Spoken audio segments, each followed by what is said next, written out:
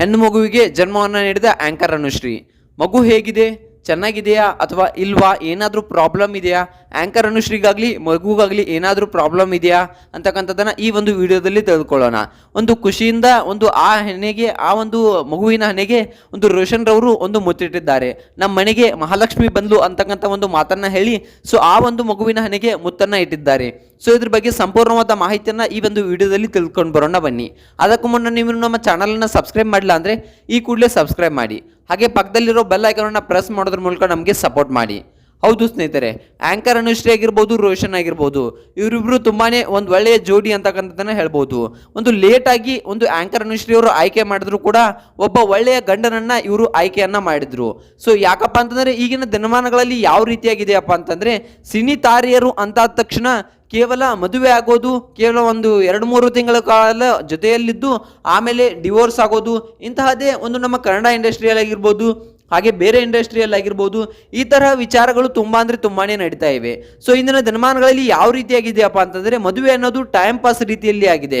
ಇವಳಿಲ್ಲ ಅಂದ್ರೆ ಇನ್ನೊಬ್ಳು, ಇವನಿಲ್ಲ ಅಂದ್ರೆ ಇನ್ನೊಬ್ಬ ಅಂತಕ್ಕಂಥ ವಿಚಾರಗಳು, ವಾದಗಳು ಎಲ್ಲರ ತಲೆಯಲ್ಲೂ ಇವೆ.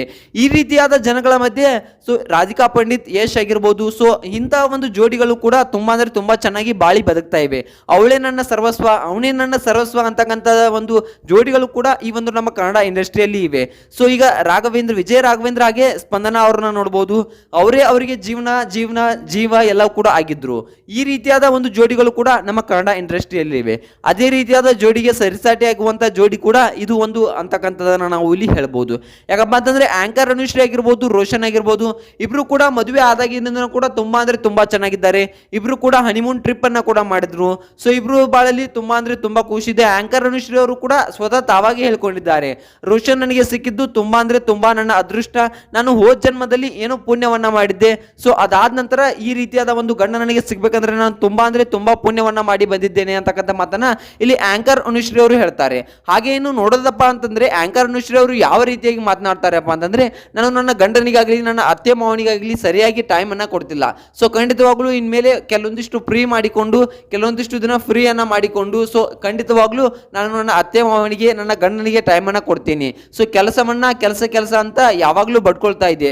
ಇನ್ಮೇಲೆ ಕೆಲಸಕ್ಕಿಂತ ನನ್ನ ಫ್ಯಾಮಿಲಿಗೆ ನಾನು ಟೈಮ್ ಅನ್ನ ಕೊಡ್ತೀನಿ, ಗಳಿಸಿದ್ದು ಸಾಕು ನಾನು ಅಂತಕ್ಕಂಥ ಮಾತನ್ನ ಇಲ್ಲಿ ಆಂಕರ್ ಅನುಶ್ರೀ ಅವರು ಹೇಳ್ತಾರೆ.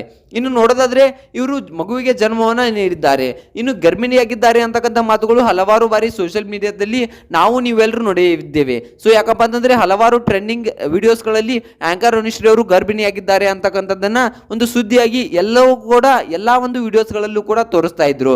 ಇದ್ರ ಬಗ್ಗೆ ಸಂಪೂರ್ಣವಾದ ಕ್ಲಿಯರ್ ಮಾಡೋಕೆ ಇವತ್ತಿನ ಈ ವಿಡಿಯೋನ ಮಾಡ್ತಾ ಇದ್ದೇನೆ. ಖಂಡಿತವಾಗ್ಲೂ ಯಾವಾಗ ಜನ್ಮವನ್ನ ನೀಡಿದ್ರು ಮಗುವಿಗೆ, ಹೇಗಿದೆ ಮಗು, ಚೆನ್ನಾಗಿದೆಯಾ, ಆಂಕರ್ ಅನುಶ್ರೀ ಅವ್ರಿಗೂ ಏನು ಪ್ರಾಬ್ಲಮ್ ಆಗಿಲ್ವಾ, ಯಾವ ರೀತಿಯಾಗಿ ಚೆನ್ನಾಗಿದೆಯಾ ಮಗು, ಅವರು ರೋಷನ್ ರವರು ಆ ಮಗುವನ್ನು ನೋಡಿ ಯಾವ ರೀತಿಯಾಗಿ ರಿಯಾಕ್ಟ್ ಮಾಡಿದ್ದಾರೆ, ಇದೆಲ್ಲದನ್ನ ಹೇಳ್ತಾ ಹೋಗ್ತೀನಿ ಬನ್ನಿ. ಆಂಕರ್ ಅನುಶ್ರೀ ಅವರು ಗಂಡು ಮಗುವಿಗೆ, ಹೆಣ್ಣು ಮಗುವಿಗೆ ಜನ್ಮವನ್ನು ನೀಡಿದ್ದಾರೆ ಅಂತಕ್ಕಂಥದ್ದು ಒಂದಿಷ್ಟು ಸೋಷಿಯಲ್ ಮೀಡಿಯಾಗಳಲ್ಲಿ ಆಗಿರ್ಬೋದು, ನಾನು ಹಲವಾರು ಪುಟಗಳಲ್ಲಿ, ಫೇಸ್ಬುಕ್ ಪೇಜ್ಗಳಲ್ಲಿ ನೋಡಿದ್ದೇನೆ. ಇದು ಸುಳ್ಳು ಸುದ್ದಿ ಅಂತಕ್ಕಂಥದ್ದು ಕೆಲವೊಂದಿಷ್ಟು ಜನ ಹೇಳಿದ್ರೆ, ಇದು ನಿಜ ಸುದ್ದಿ ಅಂತಕ್ಕಂಥ ಮಾತನ್ನ ಕೂಡ ಕೆಲವೊಂದಿಷ್ಟು ಜನ ಹೇಳ್ತಾ ಇದ್ದಾರೆ. ಇನ್ನು ಇದ್ರ ಬಗ್ಗೆ ಸಂಪೂರ್ಣವಾಗಿ ನೋಡೋದಾದ್ರೆ, ಇದು ಸುಳ್ಳು ಸುದ್ದಿನ ನಿಜ ಸುದ್ದಿನ ಅಂತಕ್ಕಂಥದನ್ನ ಕೆಲವೊಂದಿಷ್ಟು ಬಲವಾದ ಮೂಲಗಳಿಂದ ತಿಳಿದುಕೊಂಡು ನೋಡೋದಾದ್ರೆ, ಆಂಕರ್ ಅನುಶ್ರೀ ಅವರು ಕೂಡ ಎಲ್ಲೂ ಯಾವುದೇ ಸಾಮಾಜಿಕ ಜಾಲತಾಣದಲ್ಲೂ ಕೂಡ ನಾನು ಗರ್ಭಿಣಿ ಆಗಿದ್ದೇನೆ ಅಂತಕ್ಕಂಥ, ನಾನು ಈ ಕನ್ನಡ ಇಂಡಸ್ಟ್ರಿಗೆ ಖುಷಿ ಸುದ್ದಿಯನ್ನ ಕೊಡ್ತಿದ್ದೇನೆ ಅಂತಕ್ಕಂಥ ಮಾತನ್ನ ಇಲ್ಲಿ ಎಲ್ಲೂ ಕೂಡ ಹೇಳ್ಕೊಂಡಿಲ್ಲ. ಅದಾದ ನಂತರ ಇನ್ನು ರೋಷನ್ ರವರನ್ನು ಕೂಡ ನೋಡೋದಾದ್ರೂ ಕೂಡ ಅವರು ಕೂಡ ಎಲ್ಲೂ ಹೇಳ್ಕೊಂಡಿಲ್ಲ. ಇನ್ನು ಕೆಲವೊಂದಿಷ್ಟು ಸೋಷಿಯಲ್ ಮೀಡಿಯಾ ಪ್ಲಾಟ್ಫಾರ್ಮ್ಗಳಲ್ಲಿ ಆಗಿರ್ಬೋದು, ಈ ರೀತಿಯಾದ ಸುದ್ದಿಗಳು ಹರಡ್ತಾ ಇವೆ. ಈ ಸುದ್ದಿಗಳು ಸುಳ್ಳು ನಿಜ ಅಂತಕ್ಕಂಥದ್ದು ಎಲ್ಲೂ ಕೂಡ ಯಾವಾಗ್ಲೂ ಕೂಡ ವೈರಲ್ ಆಗಿಲ್ಲ. ಯಾಕಪ್ಪ ಅಂತಂದ್ರೆ, ಗುಟ್ಟಾಗಿ ಕೂಡ ಇವರು ಮಗುವನ್ನ ಮಾಡಿಕೊಂಡು ಚೆನ್ನಾಗಿರುವಂತ ಯೋಜನೆಯಲ್ಲಿ ಇರಬಹುದು ಅಂತಕ್ಕಂಥದ್ದು ಕೆಲವೊಂದಿಷ್ಟು ಜನರ ಅಭಿಪ್ರಾಯವಾಗಿದೆ.